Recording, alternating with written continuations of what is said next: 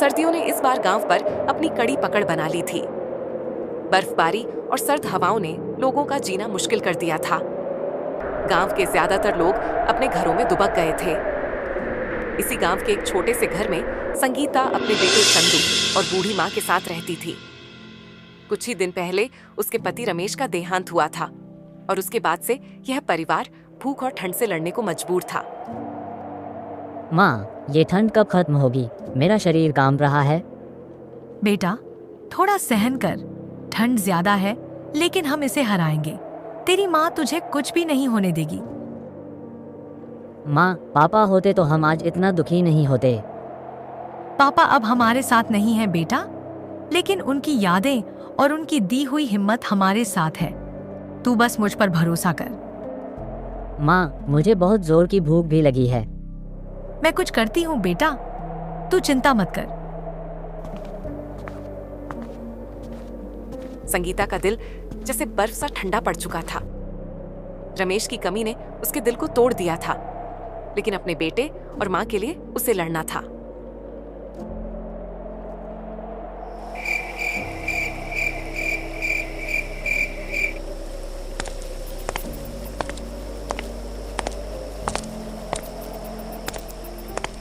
रात भर जागने के बाद संगीता ने एक बड़ा फैसला लिया।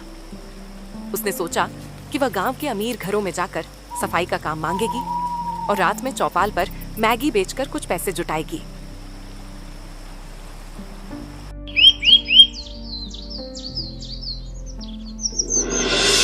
माँ, मैं आज से गांव में सफाई का काम करूंगी। रात में चौपाल पर मैगी बेचने की सोची है। बेटी, तू दिन रात काम करेगी? तेरे शरीर में इतनी ताकत कहाँ से आएगी? माँ, चंदू की हालत देख रही हो ना, वो हर दिन कमजोर होता जा रहा है।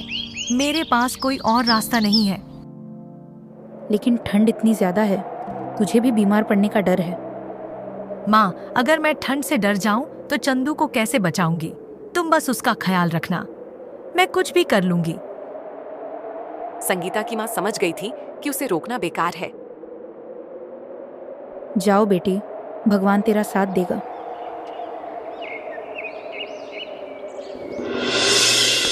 संगीता ने सुबह गांव के अमीर घरों के दरवाजे खटखटाने शुरू किए। हर जगह से उसे एक ही जवाब मिलता, काम वाली तो पहले से है।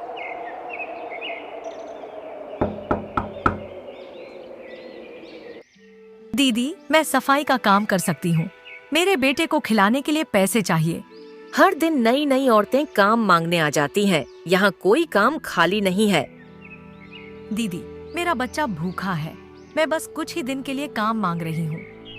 ठीक है, कल से सुबह आ जाना, लेकिन काम अच्छे से होना चाहिए। धन्यवाद दीदी, आपका यह एहसान मैं कभी नहीं भूलूंगी।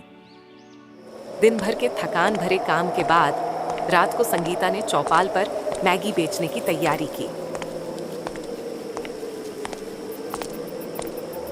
उसके पास सिर्फ कुछ पुरानी सामग्री और एक छोटा सा चूल्हा था। गर्मा गर्म मैगी ले लो, ठंड में पेट और दिल दोनों को गर्म कर देगी। लेकिन लोग उसे अनदेखा करते हुए आगे बढ़ जाते हैं। संगीता निराश होती है, लेकिन फिर भी आवाज लगाना बंद नहीं करती। भगवान, मेरी मेहनत बेकार मत जाने देना।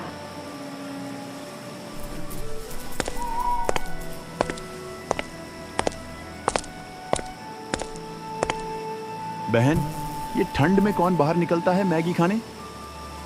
भाई साहब, मुझे तो ठंड में भी निकलना पड़ा है। मेरा बच्चा भूखा है। क्या आप मैगी खाएंगे? तेरी मेहनत को सलाम। बहन, मैं अपने दोस्तों को भी बताऊंगा। संगीता की आंखों में उम्मीद की किरण जागती है। कुछ दिनों बाद एक ऐसी रात आई जब आसमान में बादल घिर आए और मूसलाधार बारिश शुरू हो गई। ठंड और बारिश ने जैसे संगीता की मेहनत को चुनौती दे दी। हे भगवान, ये कैसी परीक्षा ले रहे हो?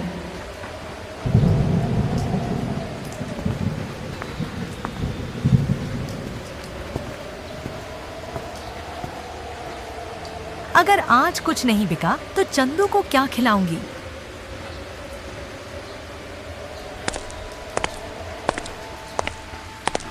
इतनी बारिश में भी तू मैगी बेच रही है? साहब, ठंड और भूख का कोई मौसम नहीं होता। मेरा बच्चा घर पर भूखा है, मुझे हर हाल में काम करना है। तुमने मेहनत की मिसाल कायम की है। मुझे यकीन है तुम्हारी किस्मत जरूर बदलेगी।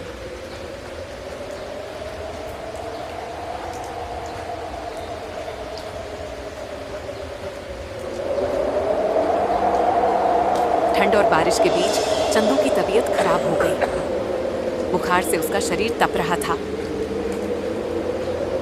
संगीता उसे डॉक्टर के पास लेकर दौड़ती है। डॉक्टर साहब, मेरे बेटे को बचा लीजिए। इसे तुरंत दवा और आराम की जरूरत है। ये ठंड इसकी जान ले सकती है। ये मेरा सब कुछ है। डॉक्टर साहब, मैं कुछ भी करूंगी। मेरी सारी कमाई ले लीजिए, लेकिन इसे ठीक कर दीजिए। आप घबराए नहीं, दवा और आराम से ये ठीक हो जाएगा। डॉक्टर उसे दिलासा देता है।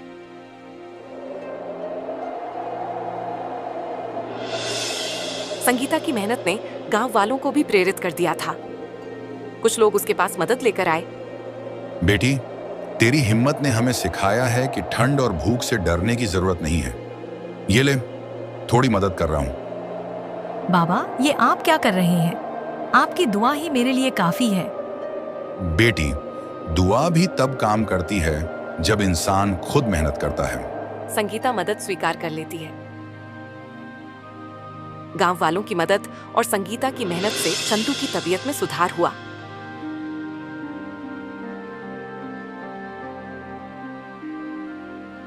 अब संगीता की मैगी की दुकान गांव में मशहूर हो गई थी। संगीता, तेरी मैगी में सच में स्वाद है। साथ ही तेरी कहानी ने हमें सिखाया कि मेहनत रंग लाती है। ठंड की लंबी लड़ाई और संगीता की मेहनत रंग लाई। अब चंदू पूरी तरह ठीक हो चुका था। उसका चेहरा खिली हुई धूप जैसा चमक रहा था। लो बेटा, खाना खा लो। अब तो तुम्हारी मुस्कान वापस आ गई। माँ, अब मुझे बिल्कुल ठंड नहीं लग रही। माँ, तुम कितनी मेहनत करती हो। मैं बड़ा होकर तुम्हारी तरह बनूंगा।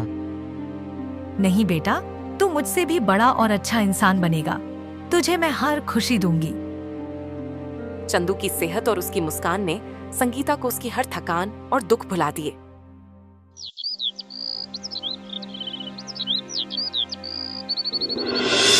बेटी, मैं सोच भी नहीं सकती थी कि मेरी संगीता इतनी हिम्मती और मजबूत बन जाएगी। तूने हर मुश्किल का सामना किया और आज हम सबके चेहरों पर खुशी लाई है। माँ, ये सब आपकी दुआओं का असर है। आपने मुझे हमेशा सही रास्ता दिखाया।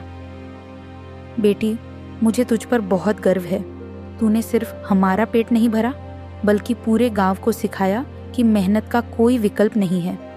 माँ, मैं तो बस अपने परिवार के लिए लड़ रही थी, लेकिन अगर मेरी कहानी से किसी को हिम्मत मिली है, तो यह भगवान का आशीर्वाद है। माँ बेटी के बीच का यह पल भावनाओं से भरा हुआ था। उनकी आंखों में आंसू थे, लेकिन वह आंसू खुशी और गर्व के थे। संगीता की मेहनत और उसके संघर्ष की कहानी ने गांव में हर किसी को प्रेरित किया। उसी गांव में एक आदमी था, राजीव, जो संगीता की लगन और हिम्मत से बहुत प्रभावित था। एक दिन उसने हिम्मत जुटाकर संगीता से अपने दिल की बात कह दी। संगीता, तुमसे कुछ बात करनी थी। हाँ, कहिए राजीव जी। मैं तुम्हारी मेहनत और जज्बे को देखता रहा हूँ। तुम्हारे जैसे लोग बहुत कम होते। मैं सच में तुम्हारी इज्जत करता हूँ और तुम्हें पसंद करता हूँ। राजीव जी, मैंने तो कभी इस बारे में सोचा भी नहीं। मेरा पूरा ध्यान सिर्फ अपने बेटे और माँ पर है। और यही बात तुम्हें सबसे खास बनाती है। मैं तुम्हारे साथ हर कदम पर खड़ा रहना चाहता हूँ। मैं चंदू को अपने बेटे की तरह प्यार दूंगा और तुम्हें कभी अकेला नहीं छोड़ूंगा। मुझे थोड़ा समय चाहिए राजीव जी। जितना समय चाहिए लो, मैं तुम्हारा इंतजार करूंगा।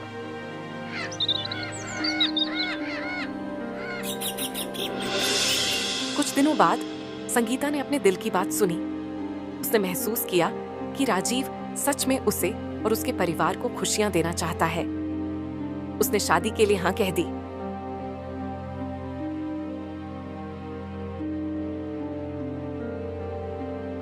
आज मैं सबसे ज्यादा खुश हूँ। मेरी बेटी को उसका सच्चा जीवन साथी मिला। अब मेरे पास पापा भी हैं। राजीव के साथ संगीता और उसका परिवार एक नई जिंदगी की शुरुआत कर रहा था। ठंड की लहर अब गुजर चुकी थी और उनकी जिंदगी में खुशियों की गर्माहट भर गई थी। चौपाल पर उसकी मैगी की दुकान आज भी चल रही थी और लोग उसकी कहानी सुनकर प्रेरणा लेते थे। संगीता, तुम्हारी मैगी तो गांव की सबसे मशहूर चीज बन चुकी है। ये सब तुम्हारे और चंदू के प्यार का असर है। संगीता की कहानी सिर्फ एक औरत की नहीं थी, बल्कि उन सभी लोगों की थी जो हर मुश्किल को हिम्मत और मेहनत से मात देते हैं।